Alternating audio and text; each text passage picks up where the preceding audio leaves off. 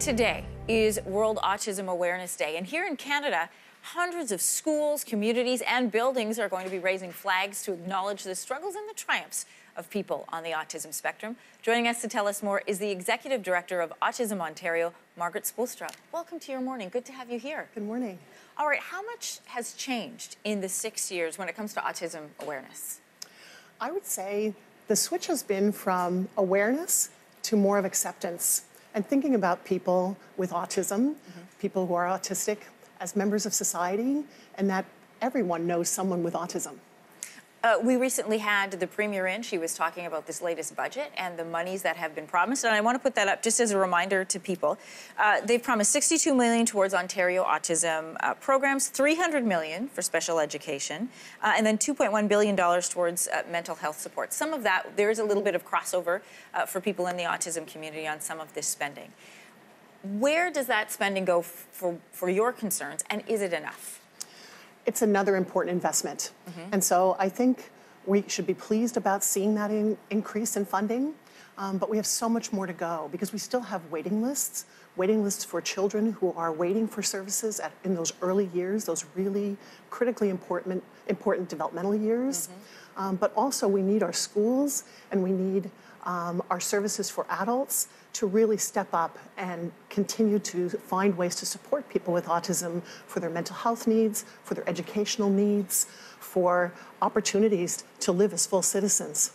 Well, and that's an important point that you mentioned is people who then turn 18 and a lot of times will age out of the system. So their funding supports drastically change, but their needs don't, and the needs of their families don't change, and in some ways they increase. So I was really surprised to learn that a lot of the backlog that happens with what they call passport funding, the funding that then helps to take care of these families once the kids age out of the school system, is the backlog for them waiting for the funding is not approval, it's just administration. And there are thousands of families waiting for money to come in because of administration.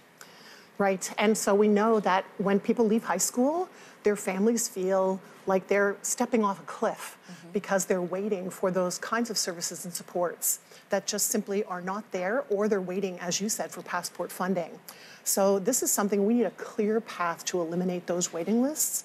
Otherwise, the investments that have been made as children, some of the new initiatives that are being offered through school systems are going to leave people as adults not able to access the different opportunities that adult life offers. And time is crucial in these cases. A lot of times when people are, in between that time of waiting for a diagnosis and all the sort of official things that has to happen there, they can age out of crucial funding in that early developmental stage. Exactly. And we know it can have such a positive impact for those children in their learning, for their ability to access curriculum in Ontario schools, and for their learning to be maximized and to reduce the challenges that their families face in having to provide advocacy constantly.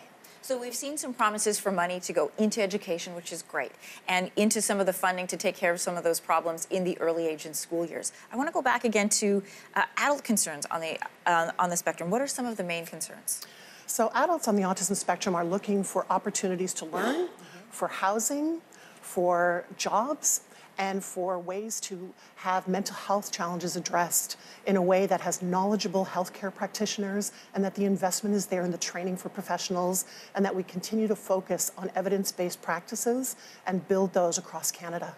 Do you know where we rank, Margaret, in terms of the country, in terms of the care and supports that we provide?